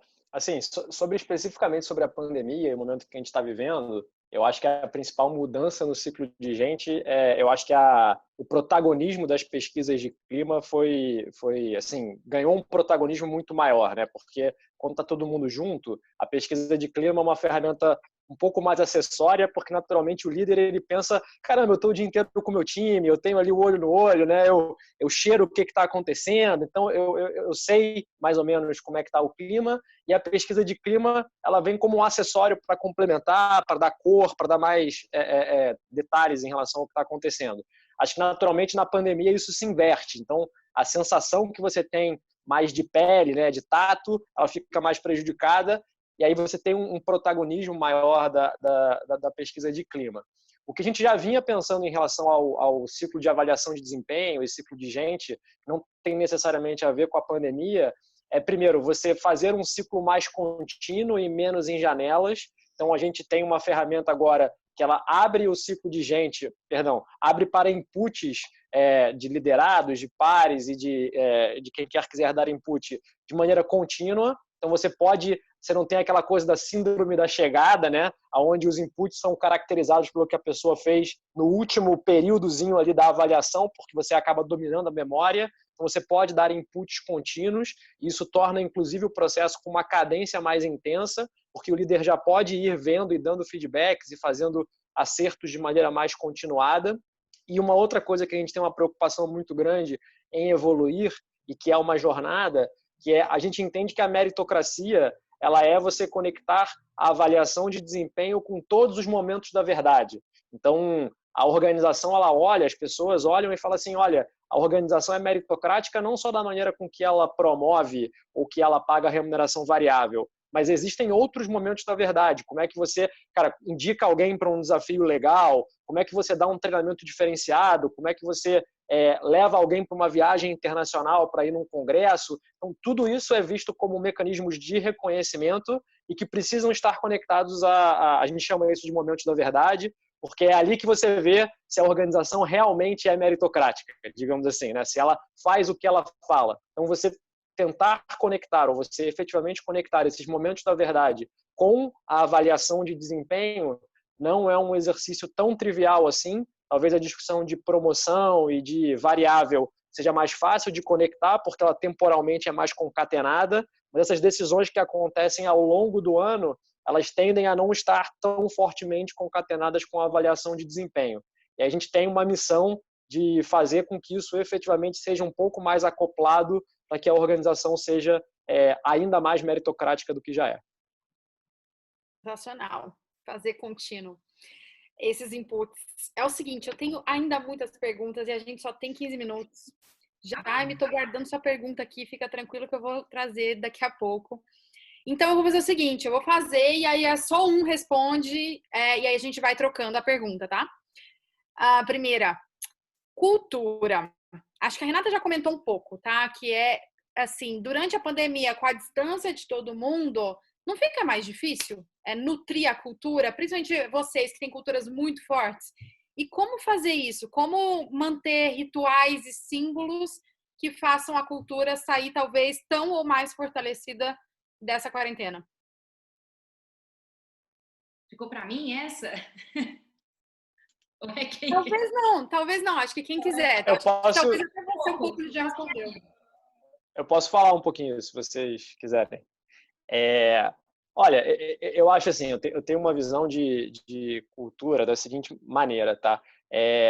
As pessoas, elas não se relacionam com a organização. Não é a Ambev, o Boticário, a Stone. A Stone não é injusta ou justa. Quem é justo é o seu líder. E as pessoas, elas olham para o líder e falam assim, pô, meu líder foi injusto comigo. Às vezes ela até fala assim, não, a Stone não foi justa comigo, mas ela está falando daquele conjunto de líderes que tratou com você e tomou as decisões. Então, sem querer ser repetitivo, mas eu acho que você ter líderes que efetivamente usam a bússola de cultura para orientar as suas decisões no dia a dia e se relacionar com empatia com os seus liderados é a melhor maneira de você ter uma cultura muito forte. E aí eu acho que a gente volta também ao tema de comunicação. Quando você comunica de maneira ampla, de maneira profunda, cara, os nossos bate-papos, por exemplo, semanais, eles falam de temas de cultura, de desafios de liderança, de problemas na hora do ciclo de gente. Quando a gente tem algum erro que é muito grande, a gente traz as pessoas responsáveis para se explicar e a gente faz disso um case de aprendizado. Então, tudo isso que a gente vai mostrando como exemplo vai, de alguma maneira ou de outra, percolando pelos níveis organizacionais e você faz com que você tenha líderes fortes que compreendam o nosso jeito de fazer as coisas e sejam efetivamente embaixadores e sustentadores da nossa cultura. Boa. Clima. Alguém acha que, ou tem percebido, não só dentro da sua empresa, mas talvez como uma tendência, que a pesquisa de clima, ela piora, ela melhora ou ela sai igual durante a quarentena? Posso falar essa, não sei. Você ia falar? Não, vai lá, pode falar. A gente conseguiu perceber melhorias, mas ao mesmo tempo eu acho que a gente melhorou também as nossas ferramentas de pesquisa de clima, sabe? A gente hoje tem esse bot que eu comentei, que é muito focado no momento atual, na pandemia, que faz perguntas correlacionadas a estresse, cansaço, fadiga, etc. E que isso te dá um monitoramento muito claro de como o time se encontra. E a gente também está pilotando novas ferramentas para o engagement, que a nossa pesquisa de engagement, ela se torna pulse, né? Se torna de uma forma mais frequente. E isso para a gente é importante porque essas ferramentas que a gente tem pilotado, a gente consegue entender quando que a pessoa está entrando na zona de conforto, quando que ela está saindo, quando que ela está mais estressada, quando que o gestor está pegando pesado demais, quando que ela está muito sobrecarregada, que o workload agora na pandemia de muita gente virou, né? Ficou de cabeça para baixo. Então, a nossa percepção é como a gente tem mensurado, tem evoluído do início da pandemia até aqui. Então, as pessoas estão se sentindo mais tranquilas e eu acho que é por todo... O nosso VP, inclusive, postou no LinkedIn essa semana em relação a isso.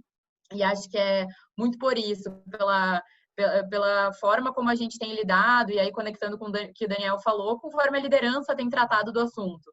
Então, eu acho que as ferramentas de engagement que a gente tem são mais frequentes, o bot que a gente tem é mais frequente também, e a gente consegue monitorar, e a partir desse monitoramento mais frequente a gente vê evolução. Então, Ilana, você acha que por medir melhor, vocês agem melhor, logo o clima melhora, é isso? Você acha que, de uma forma geral, o clima está melhorando por causa da pandemia? A frequência que a gente estipulou agora, a gente consegue ser mais ágil na ação, e aí, por conta da pandemia, a gente é mais transparente e começou a evoluir. Legal. Próxima pergunta. A gente começou falando sobre o RH precisar ser mais estratégico, dar um salto, não ficar preso a processo. Como medir resultado? Quais são os indicadores mais relevantes? E é isso. Quais indicadores mais relevantes para a área de gente? A gente tem discutido muito sobre isso, né? E para a gente agora são os indicadores do negócio, né? Então, acho que a conexão que a gente tem feito né, como os KPIs que a gente já tinha, né, estão se conectando ao resultado, né, que é o resultado fim, né? Então, quando a gente olha, né, poxa, como que a gente consegue, né, ter um impacto, né? Se eu vou dar um exemplo, né, se a gente reshapear o time de vendas, sei lá, aqui Eudora, que é uma das nossas unidades, né? Como que isso tem que converter melhor em resultado para o cliente, né? Como é que tá, né? O NPS do cliente que compra, como que tá a percepção da nossa marca, né? O impacto das pessoas tem que estar aí, né? Então, acho que ainda não vi ainda, né? Não sei se até os colegas conhecem, mas assim, eu não vi nenhum super bench, assim, de alguma coisa que seja tão mais direta do que o resultado final, né? Então, a gente tem olhado muito para isso, né? Todas as nossas pautas agora, né, de RH, a gente traz os resultados, né, do negócio para a mesa, né? Porque não adianta nada, né? A gente os indicadores de RH tão lindos, né? Horas de treinamento, time to fill, tá tudo maravilhoso, mas o resultado de negócio não está acontecendo. Então, esse é o RH pouco efetivo, né? Então, a gente tem questionado muito como que uma coisa está correlacionada à outra. Tem sido bem por aí. Só posso fazer um pequeno comentário? Acho que, assim, sempre os indicadores eles estão conectados com as prioridades estratégicas, né? Mas, de maneira geral, para mim, um dash de indicadores de pessoas ele tem que falar 4 coisas, né? As pessoas certas estão nos lugares certos. Existe uma maneira de medir isso. Elas se sentem desafiadas. Eu tenho um sistema de metas saudável para que eu desafie as pessoas. Os conhecimentos corretos estão disponíveis para essas pessoas que são desafiadas e são certas conseguirem efetivamente executar o que elas estão se propondo a executar.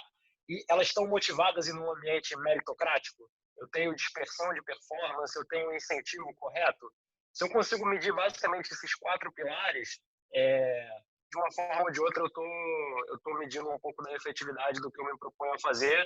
Obviamente, as prioridades estratégicas de cada organização super dão cor para esse sistema, mas para mim me ajuda a pensar com essas 4 lentes. Tá? Legal. A gente tem muito contato com áreas de RHs de mais de 100 empresas no Brasil, né? E a gente ouve muito desafio da área tendo conflitos com áreas de negócio, quando outros líderes e gente da área de negócio não prioriza ou não valoriza o que a área de gente faz. Não cumpre o processo, não cumpre o prazo, esse tipo de coisa. Como lidar com esse tipo de conflito? E como fazer a liderança como um todo estar mais junto? Vocês falaram muito isso, vários momentos. Responsabilidade da liderança, isso não é da área de gente, mas ok, então como gerar esse accountability e essa execução? Medindo. Aqui é medindo. A gente, né, inclusive esse é um desafio para o ano, né? A gente está redesenhando como que a gente mede o líder pelo impacto que ele tem em gente, né? Então, cada líder tem um score, né, de resultado de pessoas, né? Então, a gente olha muito para a aderência, né, ao ciclo de gente, né, as propostas que a gente levou em relação aos planos, né, de desenvolvimento das nossas pessoas, ao turnover de new hires, né, que traz o seu compromisso de contratação, como é que você consegue trazer gente boa para a tua equipe, que fique, que performa.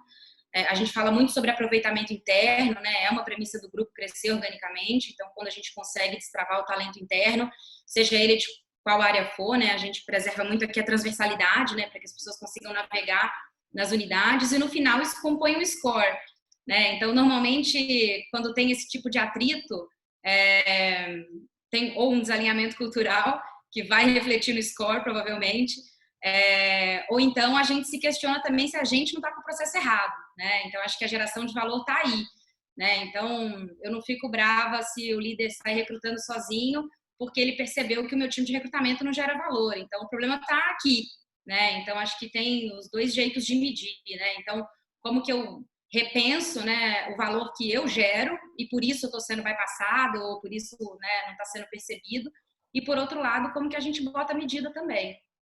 Métrica tende a funcionar. Legal. Hoje eu até estava lendo de algumas empresas que estão começando a colocar esse tipo de score de gente lá no variável do bônus. Então, se alguém antes não fazia, agora vai fazer. Até entrando um pouco nisso, assim, né? Dado que um pouquinho aqui da pergunta do Jaime sobre os clientes de vocês são as outras áreas, né? São clientes internos. E como, então, vocês conseguem mapear melhor os problemas? Acho que a questão do... E aqui olhando mais para a liderança, tá? Porque acho que a gente falou bastante, por exemplo, de medir os indicadores pela pesquisa de clima da equipe. Mas como que a gente identifica melhor e mapeia melhor os problemas das outras áreas, das outras lideranças, para conseguir ser mais assertivo numa solução e num suporte para elas? Eu acredito muito de você estar presente na hora das métricas, né? Então, a gente sempre foi uma área de gente presente quando a gente tomava as decisões, por exemplo, no nosso board, no nosso Mancom. Ninguém toma uma decisão de venda sem a pessoa de gente estar junto. Como isso é muito cultural da Ambev, da área de gente fazer parte das decisões, é claro que você vai já entender e estar à frente dos problemas. Então, quando começou, por exemplo, a pandemia, a gente tem, como a Ambev faz parte da ABI, que é uma empresa global, a gente foi já na China entender o que a China estava fazendo no período de pandemia deles, para a gente aprender qual foi o que eles lidaram na crise, que a gente poderia lidar aqui, que a gente saberia que estaria chegando e que a gente poderia fazer diferente. E aí, como o cenário de vendas já estava projetado para entender como a crise estava sendo liderada, a gente já ferramentas de gente que a gente tinha que mexer e sabia como ia mexer. Então, acho que a resposta, é claro que não existe uma resposta correta, mas é você estar junto da tomada de decisão, você fazer parte da tomada de decisão, porque aí você consegue planejar com antecedência e não sendo a área de gente que é informada e deixada para o retrovisor, né? Então, quando você está junto e fala, pô, o nosso market share está desse jeito, o nosso volume está dessa forma, a gente recebeu uma orientação global de que a gente vai virar o canhão para esse lado, então, peraí, deixa eu adaptar aqui a minha trilha de carreira, o meu desenvolvimento de time, a minha pesquisa de clima, a minha área de tecnologia de people, o meu analytics, como que eu faço para isso migrar junto com a área de vendas? Então, esse é um pensamento que eu tenho muito e tive desde que eu era de operação, né, do campo, assim, e a gente tem de maneira corporativa também da mesma forma. Legal. Mais duas para acabar. People Analytics. Nem todas as áreas de gente hoje estão maduras ou ainda conseguiram implementar essa frente. Quais são as dicas principais, né? O que é importante, além de pegar uma tendência e uma coisa que está na moda e que é cool, mas como utilizar isso de uma forma interessante para o negócio e para a área de gente? Olha, se eu puder só começar a falar rapidinho sobre essa, eu acho que é pegar o problema certo, sabe? Existe uma afinidade dos problemas que são tratados por tipos de métodos quantitativos, analíticos, que são característicos da área de People Analytics. Então, exemplos de coisas que a gente faz aqui na Stone com People Analytics. A gente, por exemplo, olha perfil de contratação versus desempenho futuro para que eu consiga retroalimentar o meu funil de contratação baseado numa expectativa de desempenho. Então, eu tenho uma lógica de círculo de aprendizado, onde eu olho para as minhas pessoas que estão aqui dentro, faço análises de perfil, e aí eu retroalimento isso para dar mais assertividade na hora que eu contrato. Esse é um tipo de problema que é super adequado para ser analisado através de uma lógica quantitativa de analytics. Outro exemplo de problema de gente é turnover, né? Como é que eu consigo prever turnover e combater turnover, em especial porque quando você tem uma operação que é muito capilar no Brasil, o turnover ele é uma cesta de problemas, né?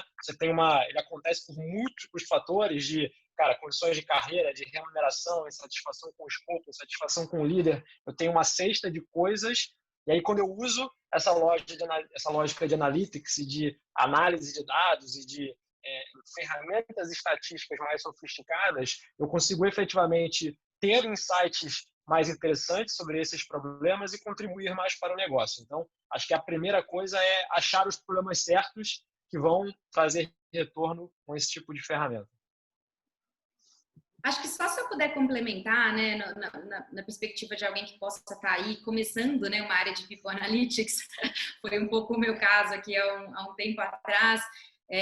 Eu acho que tem um tema muito de como que você gera dado, né, e gera qualidade no dado. Então, acho que a gente só conseguiu evoluir aqui, né, com o People Analytics para projeto, né, para realmente aportar um valor maior, né, quando a gente começou a resolver esse tema, né. Então, sempre passa por um primeiro momento, né, de como que você consegue ter qualidade do dado que tradicionalmente o RH não tem. Então, né, é o mais difícil, né? Então, tem muita coisa ainda que não está, talvez, em sistema, ou que é difícil até pegar o input, né? Quando a gente falou lá atrás do processo de recrutamento e seleção, ele é normalmente o primeiro, né, que todo mundo ataca. Gente, para fazer um entrevistador imputar feedback no sistema é difícil pra caramba, né? Voltar lá e escrever tudo. Então, tem um trabalho, né, que é como que você impulsiona, né, a organização a gerar dado com qualidade, né, dado de gente com qualidade, porque senão é muito difícil fazer qualquer estudo, né? Então acho que se tiver alguém, não sei como é que essa pergunta veio, né, mas no começo foquem aí, né, porque o dado pobre, né, ele vai gerar insight pobre também. Então acho que quanto mais a gente investe em geração de dados de qualidade, melhor vão ser os insights de analytics depois. Eu não quero atrapalhar aqui o tempo, mas só para complementar esse ponto da Rê, acho que tem a gente na Ambev, a gente tinha os dados, né? Então, diferente do que a Rê encontrou no Boticário, a gente tinha muitos dados no RH, mas a gente não tinha times concretos de analytics no começo. E a gente tem uma cultura muito forte de desenvolver as capacidades do nosso time interno, não de buscar fora. E eu acho que esse foi um negócio que a gente quebrou paradigmas e falou, gente, a gente não tem a pessoa com habilidade concreta para formar a área aqui. Então, qual é o problema da gente buscar no mercado uma pessoa específica que esteja se desenvolvendo e aprendendo o tema, trazendo mais tecnologia para a gente? Então, tem muita coisa de analytics que tem empresas estudando há muito tempo. E por que não a gente se aprofundar e entender também o que esse profissional está fazendo, né? Então, a gente trouxe também profissionais mais aprofundados nessa área para a gente. Perfeito. Aqui algumas vezes a gente vai ter que ir para uma consultoria, né? A gente tem um bolsista que desenvolveu o modelo preditivo de retenção da Ambev, imagino que tem características similares ali da Estônia, muito, muito interessante. Para a gente acabar, 2 frases pensando em 2 coisas, né? Acho que por que ser da área de gente? E aí pensando tanto no jovem que está ouvindo a gente e que tem dúvidas sobre carreira, e se esse é o caminho certo. E segundo, pensando na área de gente que precisa atrair talentos para a área, né? Então, como convencer as pessoas a irem para aí?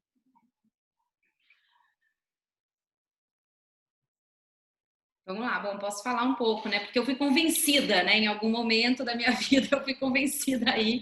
Então, dá para falar um pouquinho. Acho que, para o meu caso, né, que vim da área comercial, né? É muito difícil você encontrar alguém que gosta de vendas e não gosta de gente, né? Vender é sobre pessoas. Então, acho que para quem tem afinidade, né, com o mundo comercial, vale a pena dar uma investigada, né, sobre os temas também de gente. É super gostoso resolver as equações da companhia na perspectiva de pessoas. E acho que uma coisa que me trouxe também, né, para os talentos que estão aí pensarem, é a capacidade de impactar a longo prazo, assim, né? Eu tinha a sensação que quando eu estava no comercial, a tua vida ela tende meio que dar uma repetida, né? Zero a venda, começa de novo, né? Então é gostoso, né? Pulsa o sangue, você segura o coração da organização ali na mão, é super legal. Mas ao mesmo tempo, a área de gente te possibilita ter um impacto mais longe, né? Então acho que tem que aprender, né, a construir o hoje para você colher lá na frente, né? A gente falou do ciclo de gente aqui, né? Você não vê o resultado do ciclo no ano corrente, né? Tem que esperar um ano para ver se aquilo ali teve aderência, se funcionou. Mas na hora que o impacto vem, o impacto é super grande, né? Então acho que para quem tem apetite, né, por desenhar projeto, é uma área que fala muito com projeto, né? Difícil ter muita rotina na área de gente, né? É uma área que tem pouca rotina. Então acho que, não sei, para mim, né, o brilho no olho está aí. Sensacional essa ideia de curto e longo prazo. Enquanto tem área comercial que o ciclo de venda é ali super, né, uma semana, a área de gente, a gente teve alguns investimentos na Estudar que a gente sabe que é 1 ano e meio a 2 anos o retorno da área de gente. Não, na C&A era diário, eu olhava a venda 3 vezes por dia, era meio-dia, 3 e 6 ali, tinha que parar tudo. Então você encosta no minuto, né? Aqui não. É muito mais difícil segurar a ansiedade. Você tem que conviver com a sua decisão lá na frente, ela vai chegar. Ilana? Eu não querendo repetir o que a Rê falou, porque eu concordo muito com o impacto, mas eu acho que a capacidade de transformar que você tem, você transforma a vida das pessoas. Baseado nos projetos e nas coisas que você vai escolher, nas metas que você vai escolher para a sua área, para o desenvolvimento da sua empresa, enfim. E a gente recebe muito esse feedback, né? Você está impactando e transformando. Você coloca uma pessoa numa empresa no início de uma carreira e você transforma a carreira dela por completo, você transforma a vida dela, você transforma a família com que ela constrói a partir daquele negócio, você transforma baseado nas relações que ela passa a ter naquela empresa, você transforma baseado na capacidade de aprendizado que você insere nela. Então, eu acho que é uma área que está sempre à frente desse poder de transformação. Durante os meus 7 anos de Ambev, eu passei por períodos de transformação da própria Ambev que foram impostos junto com a área de gente, e que a área de gente ajudou a transformar, de mudar a cabeça do vice-presidente, de transformar a sociedade que você está sendo inserida.